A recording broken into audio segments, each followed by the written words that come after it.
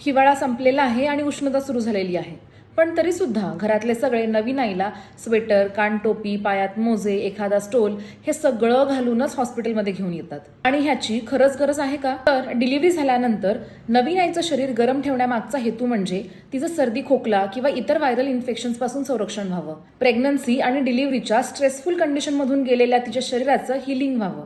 पण हा सगळा कॉन्सेप्ट वातावरणात जेव्हा थंडपणा असतो तेव्हा लागू होतो.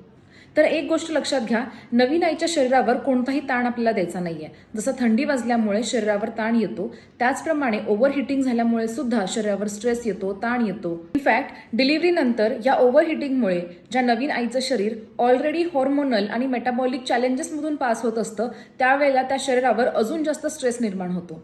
ब्रेस्ट फिडिंगसाठी आईला हायड्रेटेड राहण्याची गरज असते, पण या ओव्हरहिटिंगमुळे आईच्या शरीरात सुद्धा डिहायड्रेशन, इलेक्ट्रोलाइट इम्बॅलन्स, मेटाबॉलिझम या सगळ्या गोष्टींवर निगेटिव्ह इन्फ्लुएन्स होतो. आणि शरीरातलं पाणी कमी झाल्यामुळे नवीन आईला थकवा जाणवणं, अशक्तपणा जाणवणं अशा गोष्टी सुद्धा दिसून येतात. सो डिअर न्यू मॉमीज, नेहमी तुमच्या शरीराचं ऐका.